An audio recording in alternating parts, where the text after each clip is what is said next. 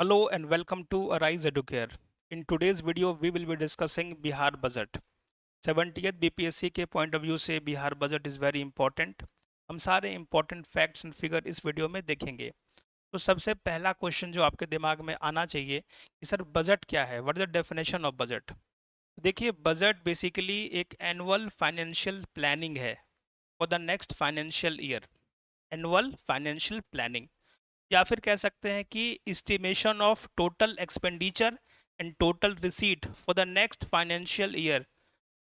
क्या है, एक प्रकार से ये आकलन है कि अगले साल में कितनी आमदनी होगी सरकार को और कितने खर्चे हो सकते हैं।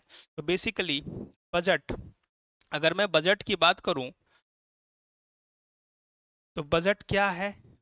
Budget is annual financial planning for next financial year. Financial year की बात करूं तो अभी जो फाइनेंशियल ईयर चल रहा है, फाइनेंशियल स्टार्ट होता है 1 अप्रैल से। तो 1 अप्रैल 2024 से लेके 31 मार्च 2025 जो होगा वो हमारा फाइनेंशियल ईयर होगा, प्रेजेंट ईयर का। तो annual financial planning for next financial year, और दूसरे शब्दों में आप कह सकते हो कि एस्टिमेशन ऑफ टोटल रिसीट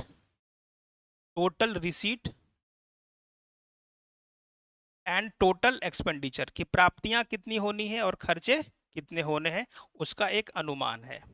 तो एक तो ये पॉइंट आपको समझ में रखना है, आपको ध्यान रखना है कि ये एस्टिमेशन है। अब संविधान में क्या प्रोविजंस किए गए हैं बजट को लेके? तो क्या संविधान में बजट वर्ड है? नहीं है। तो बजट के जगह पे क्या लिखा हुआ है संविधान में? That is annual financial statement. Centre के लिए जो आर्टिकल है डेट इज आर्टिकल 112। स्टेट के लिए जो आर्टिकल है डेट इज 202। तो बजट बेसिकली क्या है? Annual financial planning for the next financial year. और इसमें बेसिकली हम ये भी देखते हैं कि कितना पैसा अगले फाइनेंशियल ईयर में या फिर नेक्स्ट फाइनेंशियल ईयर में आना है और कहाँ कहाँ हम उसको खर्च करेंगे। अब बिहार बजट की मैं बात करूं तो बिहार बजट की मैं अगर बात करता हूं तो बिहार बजट में सबसे पहला क्वेश्चन कि इसको प्रेजेंट किसने किया?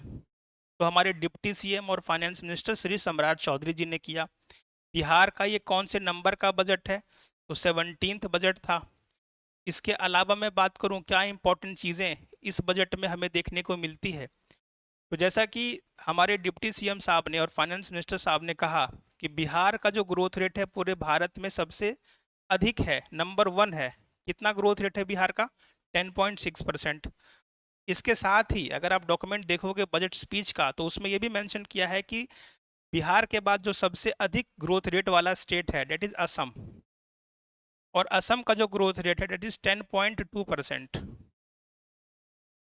थर्ड नंबर पे है एनसीटी दिल्ली, तो ये कितना है? 9.2%। देखिए, यहाँ पे एक चीज़ और ध्यान रखिए आप कि जब भी बजट प्रेजेंट किया जाता है या फिर एनुअल फाइनेंशियल स्टेटमेंट रखा जाता है विधानसभा में या पार्लियामेंट के अंदर, तो वहाँ पे कुछ इम्पॉर्टेंट डेटा आपको देखने को मिलते हैं। इम्पॉर्टेंट डेटा जैसे आपको देखने को मिलेगा बजट एस्टीमेट्स, आपको देखने को मिलेगा रिवाइज एस्टीमेट्स, आपको देखने को मिलेगा एक्चुअल एस्टीमेट्स। अगर मैं बात करूं रिवाइज एस्टीमेट्स की, तो रिवाइज बजट एस्टीमेट्स की, तो बजट एस्टीमेट्स में 2024-25 का डेटा होगा। 2024-25 का डेटा होगा, यानी कि ये नेक्स्ट फाइनेंशियल ईयर का होगा। रिवाइज में पिछले साल का रिवाइज किया हुआ होगा कि कितना पैसा हमें आने की उम्मीद थी और ये हम चेंजेस देख रहे हैं। और एक्चुअल कौन से साल का होगा? 2022-23। अब जैसे समझिए कि बिहार का बजट जो प्रेजेंट किया गया श्री सम्राट चौधरी के द्वारा, तो कब किया गया? That is 13 Feb। अब ये जो बजट प्रेजेंट किया गया तो इसकी अप्लीकेबिलिटी कब से कब तक की होगी? ये अप्लीकेबल कब से कब तक का होगा? ठीक है, तो इसकी अप्लीकेबिलिटी होगी स्टार्ट 1 अप्रैल 2024 से कब तक? 31 मार्च 2025 तक। तो बेसिकली ये अप्लीकेबिलिटी शुरू होती है 2024 अप्रैल 1 अप्रैल और खत्म कब होगी 31 मार्च 2025। तो ये काफी इंपॉर्टेंट फैक्ट्स एंड फिगर्स हैं। अब आगे बढ़ते हैं हम लोग। देखिए, मैं आपसे यहाँ पे एक जनरल स्ट्रक्चर के बारे में डिस्कस करना चाहता हूँ कि बजट बेसिकली कैसे आप समझोगे कि बजट की रूपरेखा क्या होती है, रेवेन्यू पार्ट क्या होता है, कैपिटल पार्ट क्या होता है, रेवेन्यू रिसीट क्या होता है, कैपिटल रिसीट क्या होता है। तो अगर मैं इसको समझाने का प्रयास करता हूँ आपको, आप इसको देखिए। यहाँ पे आपके सामने बजट है। बजट में आप देखिए एक पार्ट जो है that is receipt part. Receipt को हिंदी में क्या कह सकते हो, प्राप्तियां। दूसरे शब्दों में आप कहो तो आप इसको ग्रीन से कर दो डिनोट, प्लस यहाँ पे पैसा आएगा, प्राप्तियां। दूसरी तरफ क्या है यहाँ पे हमारे सामने, डेट इज एक्सपेंडिचर, मतलब पैसा क्या होगा, खर्चा होगा, इसको माइनस कर दो। मतलब बजट में एक तरफ क्या होगा, पैसा आएगा, दूसरी तरफ पैसा खर्च होगा। ठीक है। अब अगर मैं बात करूं पैसा कहाँ कहाँ से आएगा, अगर आपसे ये प्रश्न पूछा जाए कि पैसा कहाँ कहाँ से आएगा, तो देखिए रिसीट में पैसा आता है, रिसीट पार्ट में पैसा जो आता है उधर लिखते हैं, और एक्सपेंडिचर पार्ट में पैसा जो खर्च होता है उस तरफ लिखते हैं। तो रिसीट में दो पार्ट है, एक है रेवेन्यू पार्ट, दूसरा है कैपिटल पार्ट। एक है रेवेन्यू पार्ट, दूसरा है कैपिटल पार्ट। रेवेन्यू पार्ट में भी फिर दो पार्ट है, एक पार्ट है टैक्स रेवेन्यू, जो सरकार टैक्स लेती है हमसे, जैसे डायरेक्ट टैक्सेस। डायरेक्ट टैक्सेस का मतलब क्या हो गया, income tax, corporation tax, capital gains tax. तो इस प्रकार के टैक्सेस किस में आ जाएंगे, डायरेक्ट टैक्सेस में। तो रेवेन्यू पार्ट में पहला कहां से पैसा आ रहा है, टैक्स जो सरकार ले रही है। फिर कहां से आएगा, इनडायरेक्ट टैक्सेस, जैसे कैसे, एक्साइज, कस्टम, जीएसटी। इस प्रकार के टैक्सेस से जो पैसा आएगा वो भी रेवेन्यू में आएगा, डेट इज इनडायरेक्ट टैक्सेस। इसके अलावा जो पैसा आता है that is non tax revenue. अगर मैं बात करूं नॉन टैक्स रेवेन्यू की, तो टैक्स के अलावा सरकार को पैसा कहां कहां से आता है, टैक्स टैक्स के अलावा सरकार को पैसा कहां से आएगा, profit of public sector undertakings, यानी कि ओएनजीसी काइंड ऑफ कंपनीज जो हैं, अगर ये कंपनीज कुछ प्रॉफिट अर्न करती हैं या आरबीआई कुछ प्रॉफिट अर्न करता है, तो वो जो रेवेन्यू जनरेट होगा वो किसके पास जाएगा, रेवेन्यू रिसीट में जाएगा, सरकार के पास जाएगा। इसी प्रकार से सरकार अगर कोई पोस्टल सर्विसेज या रेलवे सर्विसेज देती है, यानी कि इकोनॉमिक सर्विसेज प्रोवाइड करती है, तो उससे जो प्रॉफिट होगा वो भी कहाँ आएगा, रेवेन्यू पार्ट में आएगा, रिसीट के अंदर। क्योंकि इनकमिंग पैसा कहाँ जाएगा, रेवेन्यू में, और कहाँ से, प्रॉफिट ऑफ इकोनॉमिक सर्विसेज। अगर किसी कंट्री ने या किसी इंस्टीट्यूशन ने हमें कुछ ग्रांट दिया है, तो वो भी पैसा कहाँ आएगा, रेवेन्यू रिसीट में आएगा, ग्रांट्स में। अगर किसी कंट्री ने कुछ गिफ्ट दिया है, डोनेशन दिया है, वो भी यहाँ आएगा। अब जैसे कोई लाइसेंस फीस है या फाइन्स है, ड्राइविंग लाइसेंस बनाते हैं या कोई चालान वगैरह कटता है, तो वो सब कहाँ आ जाएगा, नॉन टैक्स रेवेन्यू में। अगर भारत सरकार ने या बिहार सरकार ने कोई लोन वगैरह किसी कंट्री को दिया है या किसी संस्था को दिया है और उसका इंटरेस्ट आ रहा है, तो वो भी कहाँ लिखाएगा, date is in the revenue receipt part. इसी प्रकार से रिसीट के अंदर देखो कैपिटल आता है। अब देखिए कैपिटल को समझने के लिए आपको एक चीज ध्यान रखना है कि कैपिटल में कुछ भी चेंज होगा, कैपिटल में कुछ भी चेंज होगा, वो चेंज आपके एसेट में होगा और आपके लायबिलिटी में होगा, एसेट में होगा और लायबिलिटी में होगा। अब जैसे कैपिटल में पैसा कहाँ से आ सकता है, हमने रेवेन्यू में देखा टैक्स, नॉन टैक्स और अलग अलग चीजें देखी हमने। तो अगर मैं बात करूं कैपिटल में, तो कैपिटल में दो प्रकार से पैसा आ सकता है। एक आ सकता है नॉन डेट, बिना कर्ज लिए, दूसरा डेट लेकर के।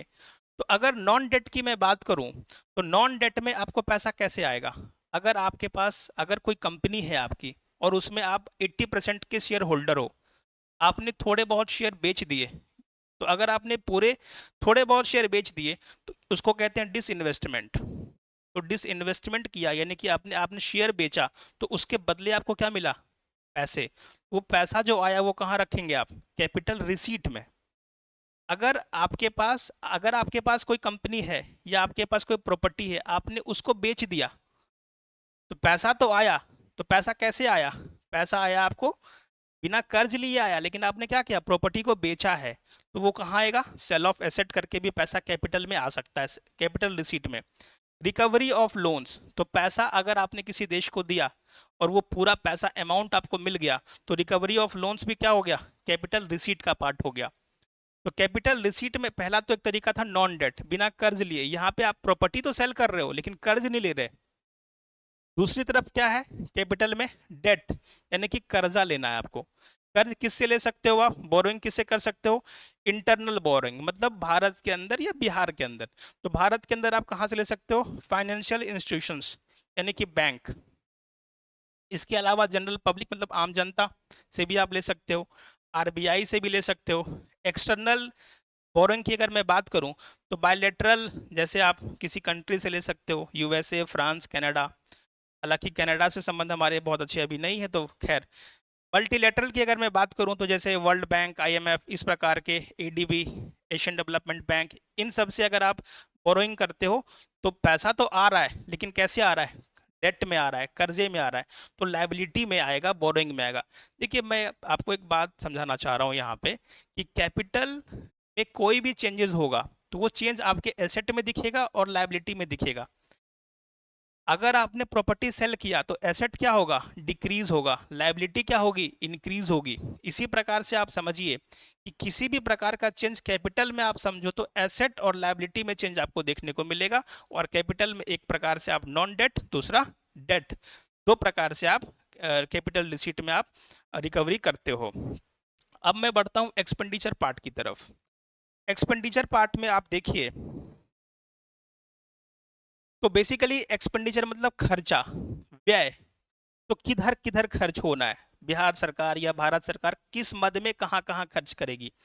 तो देखिए पहली चीज जो इंपॉर्टेंट है यहाँ पे समझनी आपके लिए, कि अगर भारत सरकार या बिहार गवर्नमेंट ने कोई लोन लिया है तो उस लोन का रिपेमेंट जो होगा, डेट इज इंटरेस्ट पेमेंट, वो सबसे इंपॉर्टेंट होगा। तो इंटरेस्ट पेमेंट में पैसा जाता है, एक्सपेंडिचर होता है। सब्सिडीज, अब जैसे यूनियन गवर्नमेंट की सब्सिडीज की मैं बात करूं तो फूड, फर्टिलाइजर है। लेकिन अगर मैं बात करूं वाटर सब्सिडी, मैं बात करूं इलेक्ट्रिसिटी सब्सिडी, तो वो कौन प्रोवाइड करती है, स्टेट, तो उसमें स्टेट के पैसे खर्च होंगे। डिफेंस, यूनियन गवर्नमेंट के डिफेंस में पैसे खर्च होंगे, जैसे डिफेंस के जो एम्प्लॉयज़ हैं तो उनको सैलरीज देनी है, पेंशन्स देनी है। तो पेंशन, जैसे अब यहाँ पे एक चीज़ और ध्यान रखिएगा कि डिफेंस में दो पार्ट हो जाता है। एक हो जाता है जैसे रेगुलर एक्सपेंडिचर यानी कि सैलरी, पेंशन। दूसरा है जैसे मान लीजिए कि राफेल खरीदना है या कोई इंफ्रास्ट्रक्चर बिल्ड करना है। तो ऐसा भी है कि डिफेंस का जो रेवेन्यू एक्सपेंडिचर यहाँ पे दिख रहा है, इसका कुछ पार्ट आपको कहाँ दिख जाए, डिफेंस का कुछ पार्ट कहाँ दिख जाए, कैपिटल क्रिएशन में दिख जाए आपका। ठीक है, तो एक प्रकार से defence, pension, grants to states, police, general services, economic services, social services, postal deficit, NDRF, UT, grants to foreign countries, Nepal, Bhutan जैसे देशों को अगर हम कुछ ग्रांट्स देते हैं तो वो भी खर्चा कहाँ दिखेगा, एक्सपेंडिचर। अगर आप समझें इसको तो एक्सपेंडिचर क्या है, expenditure is basically more, you can say regular, more day to day. ये ऐसा है कि ये फ्रीक्वेंट खर्चे हैं, डे टू डे मतलब प्रत्येक दिन के खर्चे हैं। और कैपिटल एक्सपेंडिचर में क्या होगा, एसेट क्रिएशन, एसेट बना रहे हैं, इंफ्रास्ट्रक्चर, रोड, हाईवेज, हॉस्पिटल बना रहे हैं, स्कूल की बिल्डिंग बना रहे हो, तो ये खर्चा किस में हो रहा है, कैपिटल में हो रहा है। लेकिन कैपिटल एक्सपेंडिचर में खर्चा हो रहा है। यहाँ पे देखो आप पैसा खर्च करोगे किस में, कैपिटल में, तो क्या बनेगा, expenditure on infrastructure, providing new loans. अगर आपने किसी को लोन दे दिए, लोन दिया तो फिर क्या मिलेगा, इंटरेस्ट मिलेगा आपको। तो जब इंटरेस्ट मिलेगा आपको लोन देने के बाद, इसका मतलब क्या हुआ कि एक प्रकार से ये एसेट बन गया आपका, प्रिंसिपल, और लगातार आपको उसका इंटरेस्ट मिलता रहेगा। Purchase of asset, purchase of asset का मतलब किसी कंपनी को एक्वायर कर लेना। और लाइबिलिटी का मतलब, अगर मान लीजिए कैपिटल एक्सपेंडिचर का मतलब कोई लोन था 10 लाख करोड़ का, 5 लाख करोड़ का, आपने उसको पे कर दिया, तो एक प्रकार से आपकी लाइबिलिटी क्या हो गई, कम हो गई। तो एक प्रकार से लाइबिलिटी कम हो गई तो वो भी आपने एक्सपेंडिचर किया, लेकिन उससे क्या होगा, लाइबिलिटी कमी, और एसेट क्या हुआ आपका, बढ़ा। तो एक प्रकार से अगर आप इसको मैं समराइज करूं तो बजट में दो पार्ट हैं, एक है रिसीट पार्ट, दूसरा एक्सपेंडिचर पार्ट। रिसीट में क्या होता है, इनकमिंग मनी, पैसा कहाँ कहाँ से आ रहा है, कहाँ कहाँ से आ रहा है, रेवेन्यू में पैसा आता है, टैक्स, इनडायरेक्ट टैक्स, टैक्स में आता है डायरेक्ट टैक्स, इनडायरेक्ट टैक्स, उसके अलावा नॉन टैक्स से आता है प्रॉफिट ऑफ पीएसयूज और ये सब। कैपिटल पार्ट में पैसा आता है नॉन डेट और डेट, और नॉन डेट में disinvestment, sale of asset, recovery of loans. Debt में लायबिलिटी बोरोइंग करके लाते हैं, अलग अलग इंटरनल एक्सटर्नल बोरोइंग कर सकते हैं। एक्सपेंडिचर की अगर मैं बात करता हूँ आपसे, तो एक्सपेंडिचर में ये ध्यान रखिएगा, ये डे टू डे एक्सपेंडिचर है, कमिटेड एक्सपेंडिचर है, रेगुलर एक्सपेंडिचर है, ये लगातार खर्च होती रहती है। इसमें ये याद रखना है आपको कि आप इसको डेफर नहीं कर सकते, आपको ये पेमेंट करना ही होता है। इसके बाद कैपिटल एक्सपेंडिचर है, जो कि एसेट को क्रिएट करने में और लायबिलिटी को कम करने में। यहाँ पे आप समझ सकते हो कि एक्सपेंडिचर जैसे कैपिटल एक्सपेंडिचर है, तो कैपिटल एक्सपेंडिचर में अगर आपने एक्सपेंडिचर किया, कैपिटल फॉर्मेशन में आपने पैसा लगाया, तो आपने बिल्डिंग खरीदी, आपने कुछ बिल्ड किया, तो एसेट आपका बढ़ा, लायबिलिटी आपकी घटेगी ऑटोमेटिकली। देखिए यहाँ पे बहुत क्लियर है कि कैपिटल रिसीट और कैपिटल एक्सपेंडिचर जो है जस्ट अपोजिट है एक दूसरे के। यहाँ पे एसेट गिर रहा है, यहाँ पे एसेट बढ़ रहा है, यहाँ पे लायबिलिटी बढ़ रही है, यहाँ पे लायबिलिटी घट रही है। तो एक प्रकार से ये एक बजट का एक फॉर्मेट है, बजट को समझने के लिए कि कौन सा रेवेन्यू रिसीट होगा, कौन सा कैपिटल रिसीट होगा, कौन सा रेवेन्यू एक्सपेंडिचर होगा, कौन सा कैपिटल एक्सपेंडिचर होगा, ये बहुत इंपॉर्टेंट था समझना। अब आप इसको समझ चुके हैं, तो बजट के, बिहार बजट के कुछ कुछ जो फैक्ट्स हैं, फिगर्स हैं, उसको हम जल्दी से देख लेते हैं। तो बिहार बजट की मैं बात करूं, तो टोटल एक्सपेंडिचर जो बिहार का प्रोजेक्टेड है, आकलन है, अनुमान है फाइनेंशियल ईयर 24-25 का, वह है 2,78,725.72 करोड़। इसको आप कह सकते हो साइज ऑफ बिहार बजट। क्या कह सकते हो आप इसको? Size of Bihar budget, size of Bihar budget.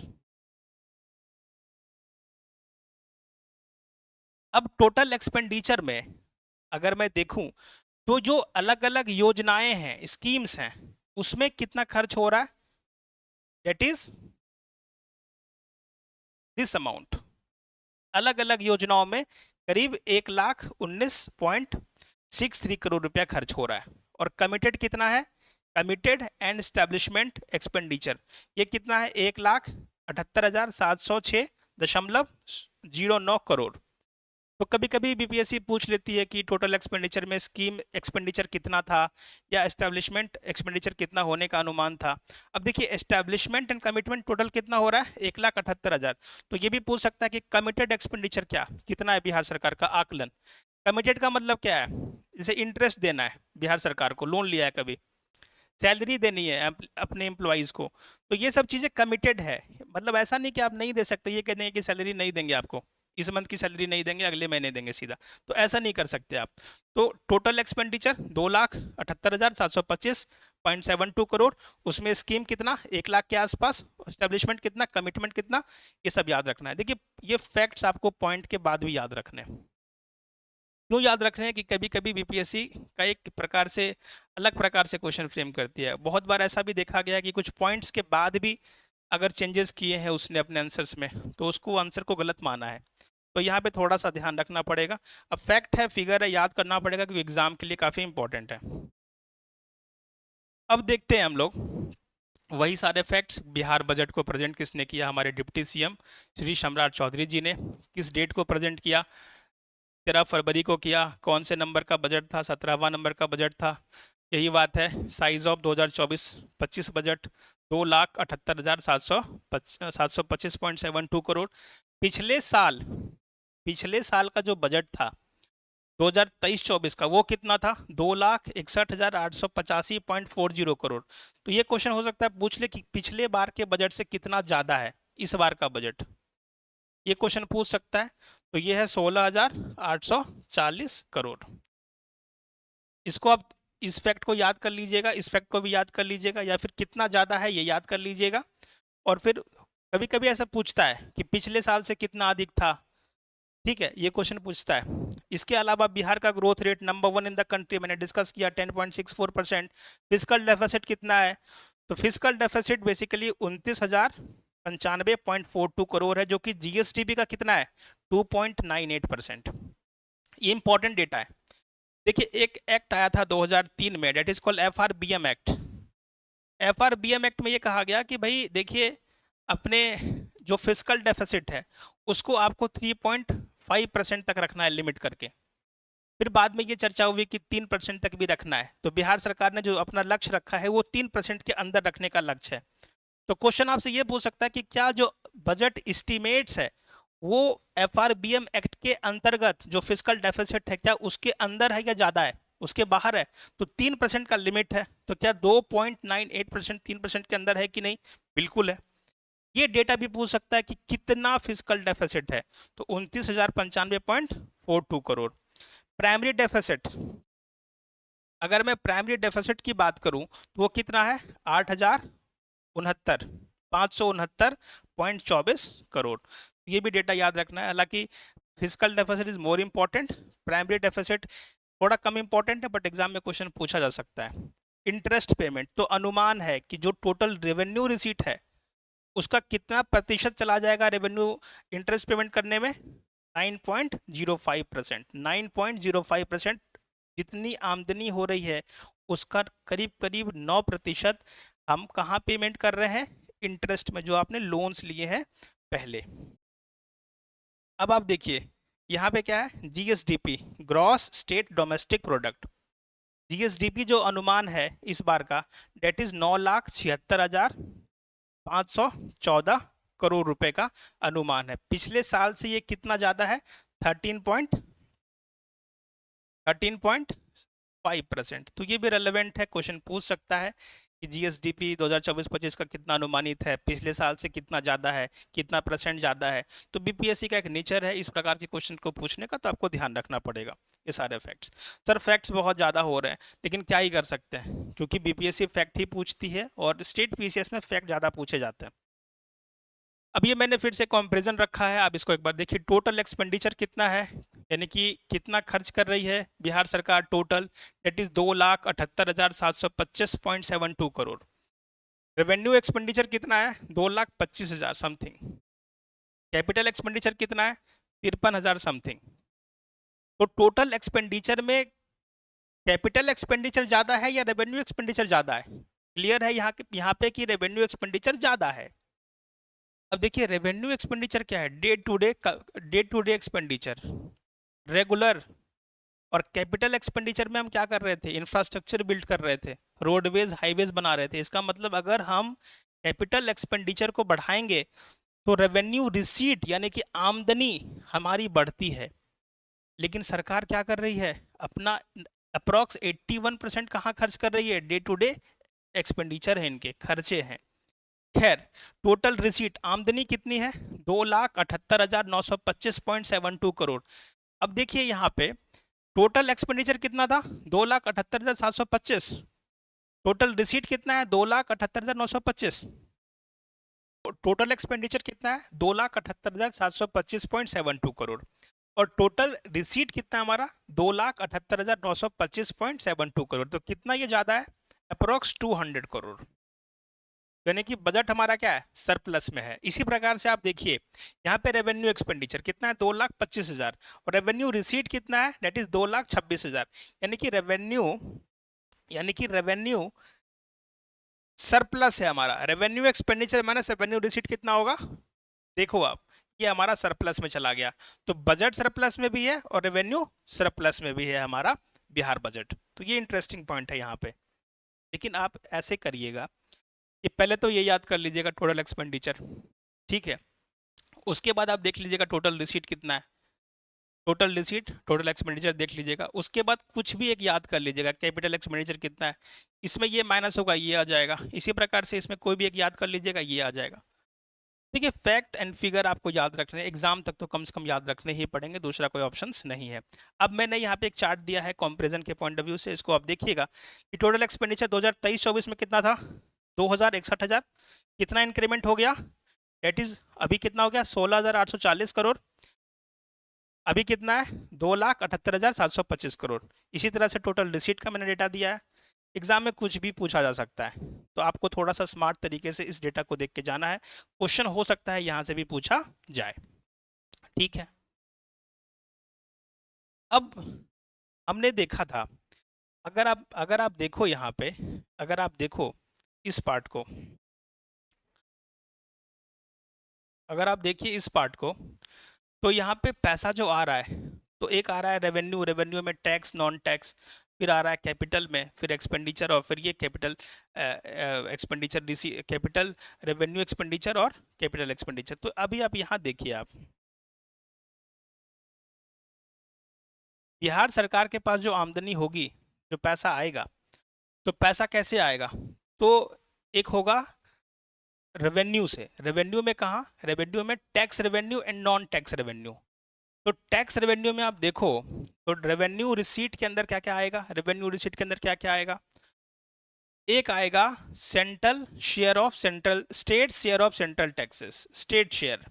देखिए, बिहार सरकार को फाइनेंस कमीशन के रिकमेंडेशन के अकॉर्डिंग, फाइनेंस कमीशन के रिकमेंडेशन के अकॉर्डिंग 41% शेयर मिलना है। तो ये जो स्टेट का शेयर है सेंट्रल टैक्स में, वो कितना है? डेट इज 1,65,172.54 करोड़ रुपए। Grants in aid from central government कितना है? डेट इज यहाँ पे थोड़ा सा ये देख लीजिएगा कि state share of central taxes कितना है? 1,13,000। ठीक है,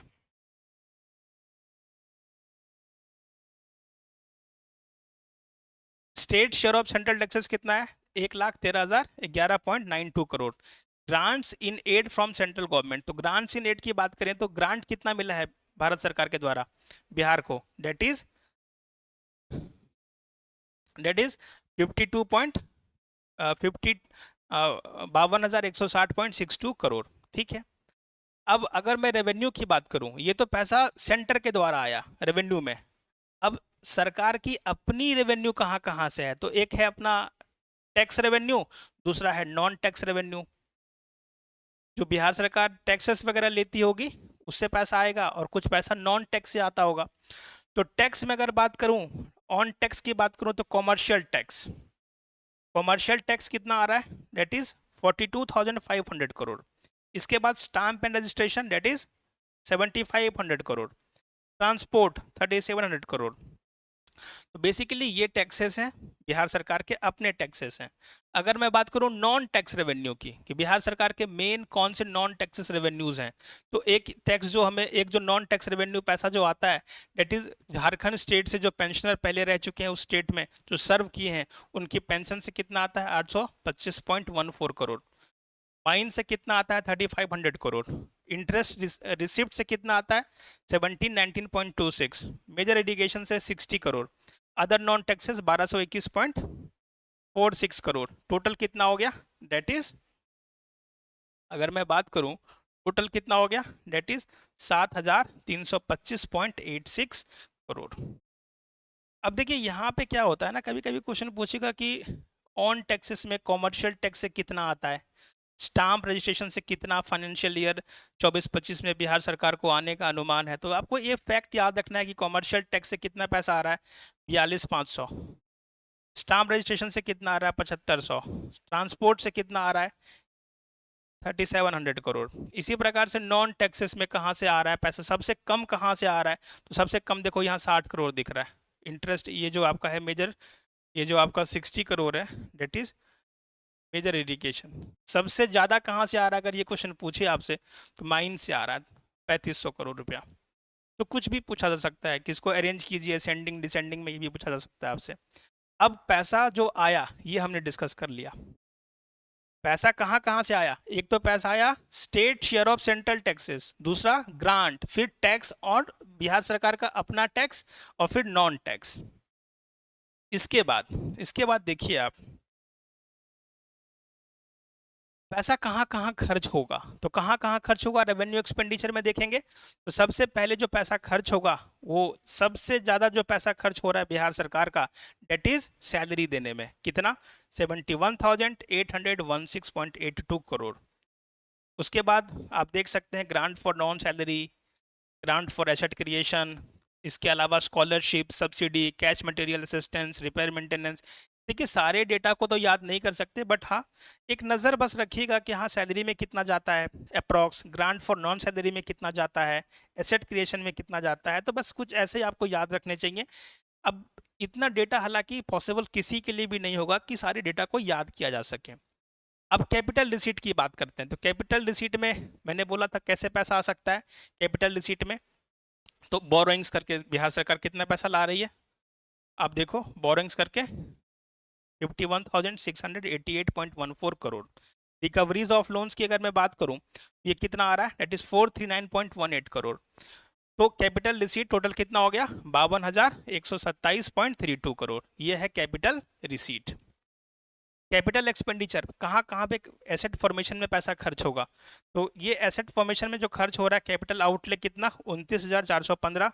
पब्लिक डेट, आम जनता से कर्ज ले रही है कितना, 22,392। और लोन्स एंड एडवांसेस, यानी कि लोन्स एडवांसेस में कितना खर्च हो रहा है बिहार सरकार का, 1240 करोड़। तो अगर मैं देखूं फिर से वही बात है कि रेवेन्यू सरप्लस हो गया, टोटल रिसीट कितना था, 2,26,000। कितना एक्सपेंडिचर था, डेट इज 1121.41 करोड़। तो कुल मिला के आप देखो तो रेवेन्यू सरप्लस कितना हो गया हमारा, 1121.41 करोड़।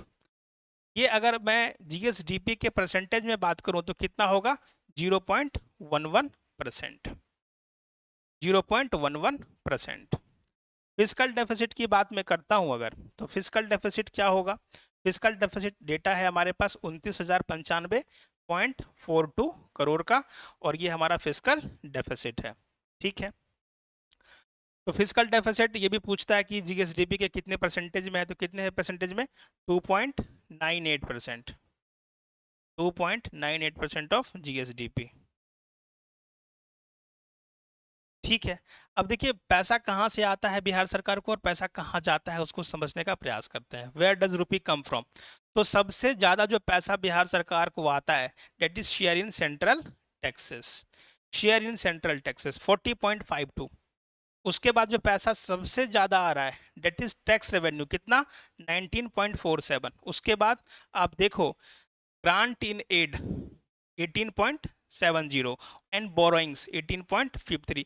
तो ये असेंडिंग डिसेंडिंग में पूछ सकता है, ये भी पूछ सकता है कि एब्सोल्यूट नंबर बताइए कितना पैसा, एग्जैक्ट नंबर भी पूछ सकता है, परसेंटेज में भी पूछ सकता है, और ये भी पूछ सकता है कि सबसे कम कहाँ से आ रहा है, सबसे ज़्यादा कहाँ से आ रहा है।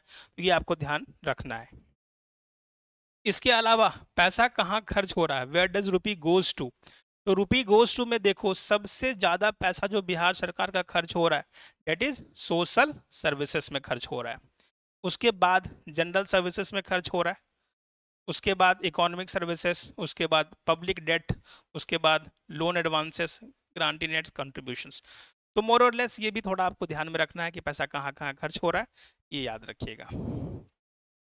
अब देखते हैं कि डिपार्टमेंट वाइज कि कहाँ पे कितना कितना पैसा खर्च हो रहा है, बिहार सरकार ने कितना आकलन रखा है। तो जो आकलन है 24-25 का, सबसे ज्यादा पैसा जो योजनाएं हैं अलग अलग बिहार सरकार की शिक्षा से संबंधित, एजुकेशन डिपार्टमेंट में सबसे ज्यादा खर्चा होने का अनुमान है, दैट इज 22,200.35 करोड़। परसेंटेज में कितना हो जाएगा, 22.20। इसके बाद rural development department, social welfare department, rural works department. तो ये असेंडिंग डिसेंडिंग में पूछ सकता है कि सबसे ज़्यादा किस डिपार्टमेंट में, उसके बाद किस डिपार्टमेंट में। तो ये आपको याद रखने का प्रयास करना है, कम से कम टॉप 5 याद कर लीजिएगा। हेल्थ डिपार्टमेंट तक तो कम से कम याद कर ही लीजिएगा, ये इंपॉर्टेंट है। टॉप 5 याद करना है कम से कम आपको। इसके बाद मैं देखूं, देखिए अभी जो जस्ट हमने ये देखा ये योजनाओं में है कि एजुकेशन डिपार्टमेंट के अंदर जो अलग अलग योजनाएं चल रही हैं उसमें कितना कितना खर्च होना है, योजनाओं में, स्कीम्स में।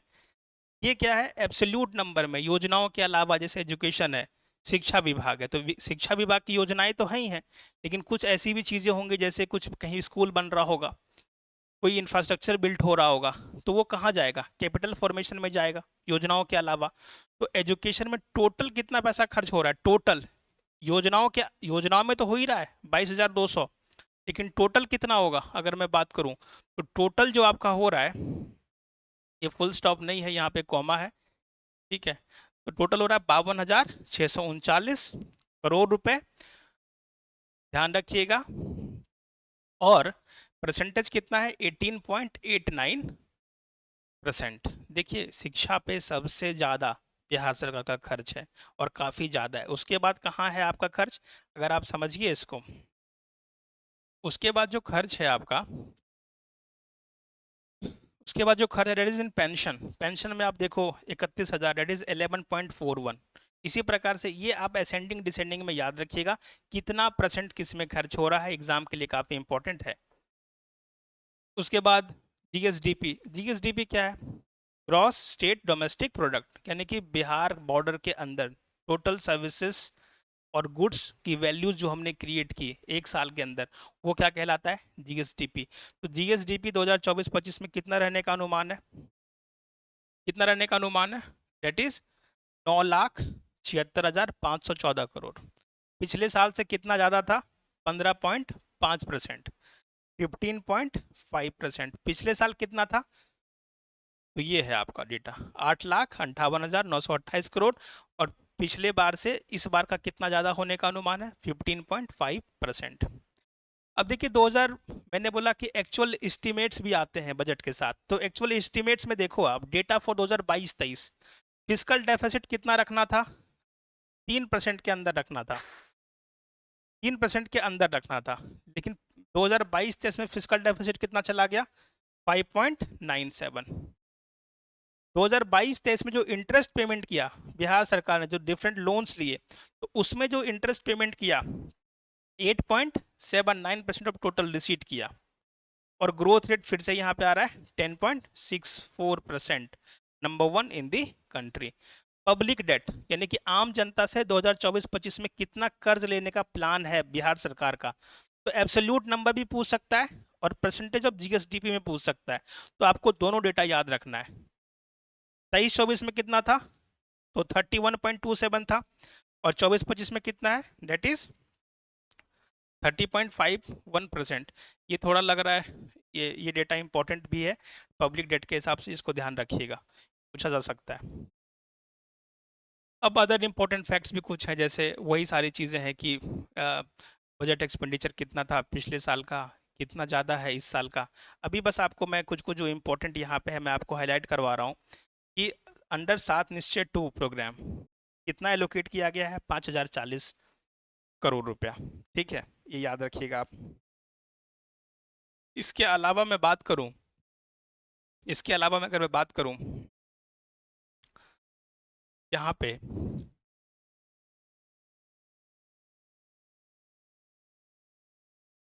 ये वाला पॉइंट काफ़ी इंपॉर्टेंट है कि आउटस्टैंडिंग पब्लिक डेट अभी कितना है, पिछले साल कितना था, ठीक है, और जीएसडीपी का कितना परसेंट है, तो वो काफ़ी इंपॉर्टेंट है। पॉइंट नंबर 16 इसको देखिएगा, ये काफ़ी इंपॉर्टेंट है। रेवेन्यू सरप्लस की अगर मैं बात करूँ आपसे, तो रेवेन्यू सरप्लस है, ये हमने डिस्कस किया, फिस्कल डेफिसिट हमने डिस्कस किया, डेटा भी इंपॉर्टेंट है।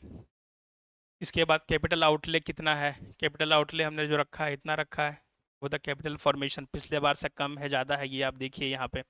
इसके अलावा डेप्ट मैनेजमेंट के बारे में बात यहाँ पे आ गई है, फिस्कल मैनेजमेंट के बारे में बात आ गई है। उसके बाद एजुकेशन डिपार्टमेंट में कितना खर्च करने का है, जो मैंने डिस्कस किया जस्ट, ये एब्सोल्यूट नंबर आपको याद रखना है। हेल्थ डिपार्टमेंट में कितना खर्च करने का अनुमान है, ठीक है, इसमें रेवेन्यू सेक्शन कितना है, कैपिटल सेक्शन कितना है, ठीक है। रोड सेक्टर में कितना खर्च करने का प्रोविज़न है, वेलफेयर में एससी एंड एसटी को लेकर के कुछ प्रोविजंस और बजट एलोकेट किया गया है, ये डेटा इंपॉर्टेंट है आपके एग्जाम के परस्पेक्टिव से। और पब्लिक डेट लायबिलिटी और ये सब फैक्ट आप इसको एक बार देख लीजिएगा। वी विल डिस्कस, मिलते हैं अगले वीडियो में। Thank you.